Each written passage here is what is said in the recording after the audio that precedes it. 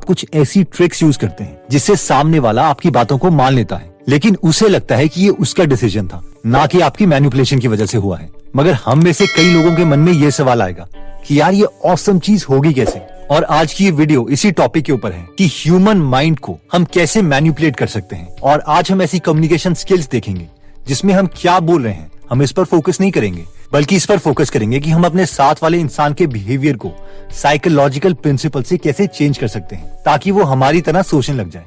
I know you are interested in this, so let's start. सबसे पहला point कहता है the peak end rule, the end matters most. 1993 में Nobel prize winner Daniel Kahneman और Barbara Frederiksen ने एक experiment किया। इस एक्सपेरिमेंट में 2 राउंड्स डिसाइड हुए थे। राउंड 1 में पार्टिसिपेंट्स को 60 सेकेंड्स यानी 1 मिनट तक अपने हाथ एक 14 डिग्री सेल्सियस की पानी की बाल्टी में डालने थे, जो कि थोड़ा सा ठंडा है। राउंड 2 में था कि पहले तो पार्टिसिपेंट्स को 60 सेकेंड्स के लिए अपना हाथ 14 डिग्री सेल्सियस की बाल्टी में ही डालना पड़ेगा, जो कि राउंड 1 में भी था। लेकिन उसके बाद 30 सेकेंड्स के लिए यानी आधे मिनट के लिए 15 डिग्री सेल्सियस की पानी की बाल्टी में भी हाथ डालना पड़ेगा, यानी बस 1 डिग्री एक्स्ट्रा टेम्परेचर वाली बाल्टी पर, जो कि ऑलमोस्ट पहली पानी वाली बाल्टी की तरह था। अब इस एक्सपेरिमेंट में काफी सारे पार्टिसिपेंट्स को बुलाया गया और राउंड 1 कंप्लीट करवाया गया, यानी 60 सेकेंड्स 14 डिग्री की बाल्टी में हाथ रखो। और सब पार्टिसिपेंट्स को उसके बाद राउंड 2 में पार्टिसिपेट करवाया गया, यानी पहले 60 सेकेंड तक 14 डिग्री वाली बाल्टी में हाथ रखो, फिर 30 सेकेंड तक 15 डिग्री वाली बाल्टी में। इन दोनों राउंड्स को कंप्लीट करने के बाद इन सब पार्टिसिपेंट से पूछा गया कि आप लोगों के पास एक ऑप्शन है, या तो आप राउंड 1 दोबारा से करो या फिर राउंड 2। अब आप लोग मुझे बताओ कि किस राउंड में आप दोबारा जाना चाहते हो।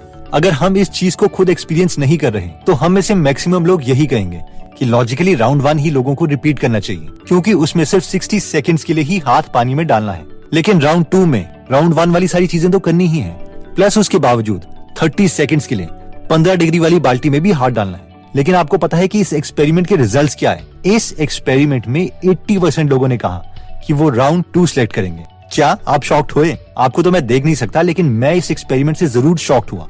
एक्चुअली इस कॉन्सेप्ट को पीक एंड रूल कहते हैं, और ये कॉन्सेप्ट कहता है कि अगर आपके फ्रेंड के साथ कोई कॉन्वर्सेशन हो रही है तो उस कॉन्वर्सेशन की बहुत इंटेंस मूवमेंट्स और एंड वाला पार्ट ही आपके फ्रेंड को याद रहेगा, और बाकी सारा लॉन्ग टर्म में उसकी मेमोरी से डिलीट हो जाएगा। इसलिए अगर हम किसी से कुछ काम करवाना चाहते हैं तो हमें एंड वाले पार्ट को बहुत अच्छे तरीके से फ्रेम करना पड़ेगा। अगर एंड में आपने अपने फ्रेंड को खुश कर दिया तो उसके माइंड में एक अच्छी मेमोरी रिकॉर्ड हो जाएगी, और हो सकता है कि वो आपके उस काम को भी कर दे जो आप चाहते हैं। नेक्स्ट प्रिंसिपल कहता है लॉस एवर्जन। अभी थोड़े दिनों पहले एक फ्रेंड मेरे पास आया था, और वो भी एक रीडर था, तो वो मेरी बुक कलेक्शन देखने लग गया। उस बुक कलेक्शन में उसने डैनियल कहनेमैन की ये बुक देखी, थिंकिंग फास्ट एंड स्लो, और मुझसे पूछा कि ये बुक कैसी है। मैंने उससे कहा कि ये मेरी फेवरेट बुक्स में से एक है। तो उसने बोला, तूने ये बुक पढ़ ली है? तो मैंने कहा हाँ, ये मैं कंप्लीट बुक पढ़ चुका हूँ। तो इस पर वो बोला, ठीक है मैं ये बुक ले जाता हूँ, लेकिन मैं इसे वापस नहीं करूंगा। अगर तुझे ये बुक वापस चाहिए तो इसे मैं खुद खरीद लूंगा। और जैसे ही उसने ये वर्डिंग्स बोले कि ये मैं बुक वापस नहीं करूंगा, मेरे लिए उस बुक की परसीव्ड वैल्यू बहुत बढ़ गई, और मुझे लगा कि यार ये तो बहुत ही अच्छी बुक थी, मुझे तो इसे एक और बार पढ़ना चाहिए था, एंड सो ऑन। और जब मेरा फ्रेंड ये बुक लेके चला गया तो उसके बाद मैंने दोबारा से अमेज़न से बुक मंगवा ली, और ये परफेक्ट एग्जाम्पल है लॉस एवर्जन का। लॉस एवर्जन प्रिंसिपल कहता है कि हम उन चीजों को ज्यादा इंपॉर्टेंस देते हैं जब हमें लगता है कि हमसे कुछ चीज ली जा रही है या कुछ हमसे दूर जा रहा है। तो अब सवाल आता है कि हम ये लॉस एवर्जन का प्रिंसिपल कम्युनिकेशन में कैसे यूज करें। जब भी हम किसी के साथ कम्युनिकेट करते हैं तो ये एक्सपेक्टेड है कि हम किसी को किसी चीज के लिए कन्विंस कर रहे हैं। फॉर एग्जाम्पल, अगर आप अपने फ्रेंड को अपने साथ बिजनेस में आने के लिए कन्विंस करना चाहते हैं तो लॉस एवर्जन प्रिंसिपल कहता है कि आप अपने फ्रेंड को ये बोलने के बजाय कि आपके साथ बिजनेस करने से उसे क्या फायदा होगा, हमें उसे ये कहना चाहिए कि आपके साथ बिजनेस ना करने से उसे क्या नुकसान होगा। क्योंकि ह्यूमन माइंड प्रॉफिट इंक्रीज करने के बजाय लॉस डिक्रीज करने के लिए बायोलॉजिकली प्रोग्राम्ड है। नेक्स्ट प्रिंसिपल आता है फोकसिंग क्वेश्चन।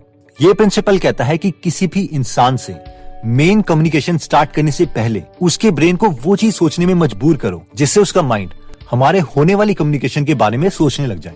आइए इसे एक सिंपल एग्जांपल से समझते हैं। बॉलकम और एंडरसन नाम के 2 साइंटिस्ट ने एक साइकोलॉजिकल एक्सपेरिमेंट किया। वो एक शॉपिंग मॉल में गए और एक एक करके लोगों को रोके उनसे कहने लगे, क्या आपके पास कुछ टाइम है? क्या आप हमारे कुछ सवालों का जवाब दे सकते हैं? जब ये सवाल बहुत से लोगों से पूछा गया तो सिर्फ 29% लोगों ने हाँ किया और इन साइंटिस्ट के सवालों का जवाब दिया। लेकिन इसके बाद इन साइंटिस्ट ने इस कम्युनिकेशन में एक बहुत ही इंटरेस्टिंग कॉन्सेप्ट ऐड कर दिया, जो कि था फोकसिंग क्वेश्चन। अब इस दोनों साइंटिस्ट ने लोगों को रोके पहले एक सवाल पूछा, क्या आप खुद को एक हेल्पफुल पर्सन मानते हैं? और ऑलमोस्ट सबने हाँ बोला। और इसके बाद इन दोनों साइंटिस्ट ने दोबारा से शॉपिंग मॉल में आए हुए लोगों से वही सवाल पूछा, अगर आपके पास कुछ टाइम है तो क्या आप हमारे कुछ सवालों का जवाब दे सकते हैं? और ये फोकसिंग क्वेश्चन ऐड करने से अपना बिजी स्केड्यूल होने के बावजूद 77.3% लोगों ने साइंटिस्ट को जवाब दिया। I mean 29% से नंबर जंप होके 77.3% हो गया। और ये इसीलिए हुआ क्योंकि जब लोगों ने खुद को एक हेल्पफुल इंसान माना और क्योंकि अभी वो हेल्पफुल वाले माइंडसेट फ्रेम में थे, इसलिए उन्होंने साइंटिस्ट को उनके क्वेश्चन का आंसर देने के लिए हाँ कर दिया। इसीलिए अगर हम जब भी किसी से कम्युनिकेशन कर रहे हैं तो सीधा किसी से फेवर मांगने से बेटर है कि हम पहले उस इंसान से एक ऐसा फोकसिंग क्वेश्चन पूछें जिससे वो पहले एक ऐसे माइंडसेट में आ जाए जिससे वो हमारे क्वेश्चन को हाँ कर दे, जैसे कि इन दोनों साइंटिस्ट ने पूछा था। नेक्स्ट प्रिंसिपल कहता है संक कॉस्ट फैलेसी। ये प्रिंसिपल कहता है कि एक बार अगर हम किसी चीज में इन्वेस्ट कर देते हैं तो अगर वो चीज फ्यूचर में यूजफुल नहीं भी है तो भी ह्यूमन माइंड के लिए उसे छोड़ना बहुत मुश्किल हो जाता है। फॉर एग्जाम्पल, मान लीजिए कि आपने एक मूवी टिकट ली थी 500 रुपीज की और सोचा था कि इस संडे में काम नहीं करूंगा बल्कि मूवी देखूंगा। बाद में संडे को आपको पता चलता है कि जो नई मूवी की टिकट आपने बुक करवाई थी उसके रिव्यूज ठीक नहीं है और वो फ्लॉप मूवी है। साथ में मूवी टाइमिंग के दौरान आपकी एक इम्पोर्टेंट मीटिंग भी आ जाती है एक ऐसे दोस्त के साथ जो आपको एक बिजनेस प्लान समझाना चाहता है और वो आपके लिए काफी वैल्यूएबल भी हो सकता है। अब इस चीज के बावजूद कि मूवी फ्लॉप है, साथ में उसी टाइम को हम किसी फ्रूटफुल जगह यूज भी कर सकते हैं। हम में से मैक्सिमम लोग फिर भी उस फ्लॉप मूवी को देखने जाएंगे क्योंकि उसमें हमने पैसे इन्वेस्ट कर दिए हैं और इसे ही संक कॉस्ट फैलेसी बोलते हैं। बिजनेसेस में ये बहुत ही कॉमन है। For example Flipkart, investors Flipkart में बहुत से पैसे इन्वेस्ट कर चुके थे लेकिन कंपनी प्रॉफिटेबल नहीं हो रही थी। इसके बावजूद इन्वेस्टर्स उसमें पैसे इन्वेस्ट करते रहे क्योंकि कोई भी खुद को लोगों की नजरों में बेवकूफ साबित नहीं करना चाहता। बट इवेंचुअली वॉलमार्ट ने फ्लिपकार्ट को खरीद लिया $16 बिलियन में और सबने राहत की सांस ली। अब सवाल आता है कि हम इस प्रिंसिपल को कम्युनिकेशन में कैसे यूज कर सकते हैं। जब भी हम सामने वाले इंसान से कुछ फेवर चाहते हैं तो हमें उनसे छोटे छोटे इन्वेस्टमेंट्स करवाने पड़ेंगे और वो इन्वेस्टमेंट किसी भी चीज में हो सकते हैं, वर्क, मनी या टाइम। फॉर एग्जाम्पल, अगर आप किसी को अपना बिजनेस पार्टनर बनाना चाहते हो तो डायरेक्टली उसे अपनी करंट जॉब छोड़ने के लिए मत बोलिए। उसे अपने बिजनेस के बारे में अवेयर करो और अपने बिजनेस में काम करने दो। जितनी ज्यादा टाइम इन्वेस्टमेंट वो आपके साथ करेंगे उतने ज्यादा चांसेस हैं कि संक कॉस्ट फैलेसी प्रिंसिपल की वजह से वो आपके साथ काम करने के लिए रेडी हो जाएं। दोस्तों, बहुत से लोग समझते हैं कि कम्युनिकेशन का मतलब है कि सिर्फ हम किसी को कुछ बोल रहे हैं, बल्कि कम्युनिकेशन का एक्चुअल मतलब है कि किसी के माइंड में अपना मैसेज डिटेल में पहुंचाना।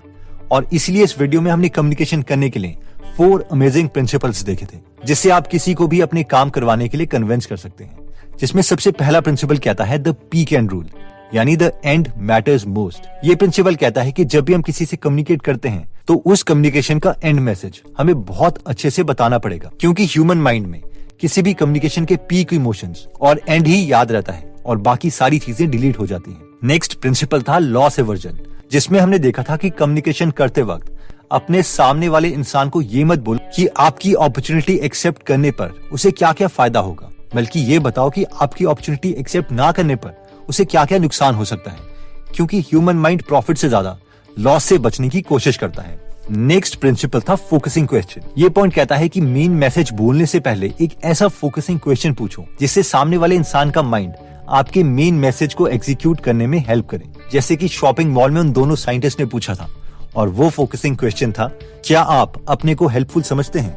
नेक्स्ट पॉइंट में हमने देखा था संक कॉस्ट फैलेसी। इसमें हमने देखा था कि अगर हम सामने वाले से छोटी छोटी इन्वेस्टमेंट करवा लेते हैं, चाहे वो वर्क या टाइम इन्वेस्टमेंट ही क्यों ना हो, उससे बहुत चांसेस हैं कि सामने वाला आपके प्रपोजल को एक्सेप्ट कर लेगा। जैसे कि बिजनेस पार्टनर ढूंढने के बजाय आप अपने फ्रेंड को अपने बिजनेस में कुछ टाइम इन्वेस्ट करने के लिए कह सकते हैं, बेशक उसके लिए उसे सैलरी ही क्यों ना देनी पड़े। हमें से मैक्सिमम लोगों को लगता है कि ह्यूमन माइंड एक रैशनल माइंड है, हम लोग सोच समझ के डिसीजन लेते हैं, लेकिन आप जितनी साइकोलॉजी के बारे में पढ़ोगे उतना आपको पता चलेगा कि ह्यूमन माइंड अपने एनवायरनमेंट या बाकी कंडीशन से कितनी जल्दी इफेक्ट हो जाता है। पहले जब मैं अपने आसपास के कई फ्रेंड्स को देखता था तो मुझे लगता था कि यार ये लोग कितने नेगेटिव हैं and I am so positive.